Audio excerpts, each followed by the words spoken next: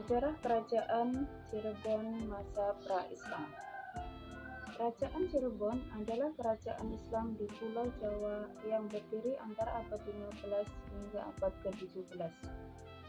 Pada masanya, kerajaan ini pernah menjadi pangkalan penting dalam jalur perdagangan dan pelayaran. Hal ini karena kerajaan Cirebon terletak di pantai utara Jawa, antara perbatasan Jawa Tengah dan Jawa Barat.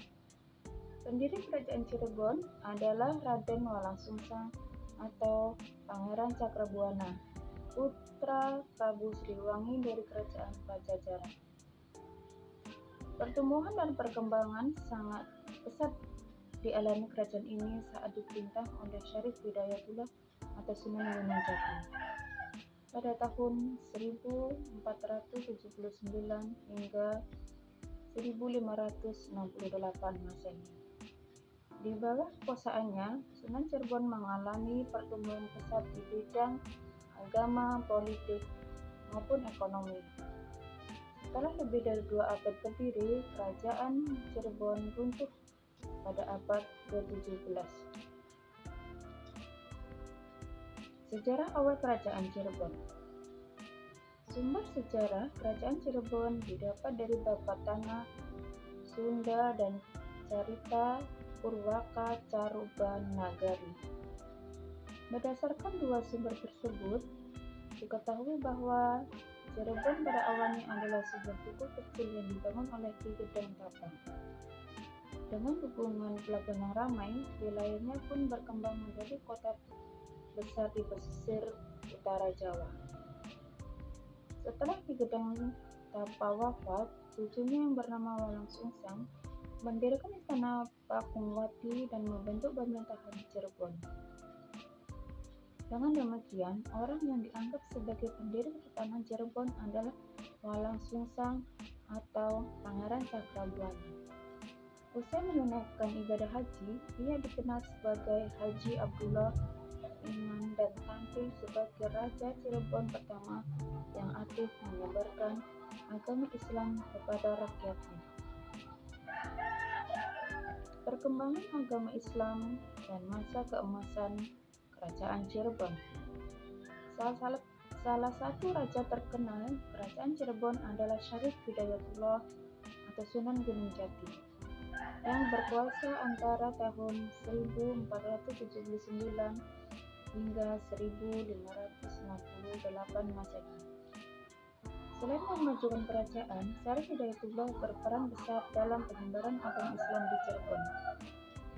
Pada masa pemerintahannya, ia banyak menaklukkan daerah di Pulau Jawa untuk kepentingan politik dan menyebarkan ajaran Islam. Beberapa wilayah yang berhasil dikuasai oleh adalah Banten, Sunda Kelapa, dan Raja Galuh. Sementara di bidang perekonomian, Sunan Gunung Jati menitikberatkan pada perdagangan dengan berbagai bangsa seperti Jampa, Malaka, India, Cina, dan Arab. Sunan Gunung Jati kemudian diyakini sebagai pendiri dinasti raja-raja Kesultanan Cirebon dan Kesultanan Banten serta penyebar agama Islam di Jawa Barat. Peruntukan Kerajaan Cirebon. Peruntukan Kerajaan Cirebon dimulai pada tahun 1666 pada masa pemerintahan Panembahan Ratu II atau Pangeran Lasmi. Penyebab keruntuhan dilatar belakangi oleh fitnah dari Sultan Amangkurat I, penguasa Mataram yang juga mertua Panembahan Ratu II. Sultan Amangkurat I memanggil Panembahan Ratu II ke Surakarta dan menuduhnya telah bersekongkol dengan Banten untuk menjatuhkan kekuasaannya di Mataram. Akibatnya, Panembahan Ratu diasingkan dan wafat di Surakarta pada tahun 1667. Setelah Panembahan Ratu II wafat, kekosongan dalam kerajaan Cirebon diambil alih oleh Mataram. Pengambil alihan sejak ini memicu amarah dari Sultan Ageng Tirtayasa yang berkuasa di Banten.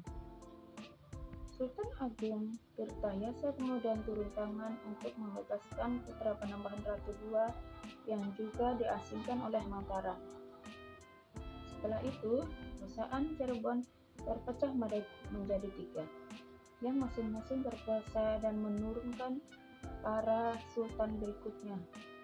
Pemecahnya bukan juga menandai runtuhnya kerajaan Cirebon. Karena keadaan semakin diperkeruh dengan politik adu domba VOC. Peninggalan kerajaan Cirebon. Yang pertama, Keraton Kasepuhan. Yang kedua, Keraton Kanoman. Yang ketiga, Keraton Cirebon. Yang keempat, Masjid Agung Cirebon. Dan kelima, Makam Sunan Gunung Jati.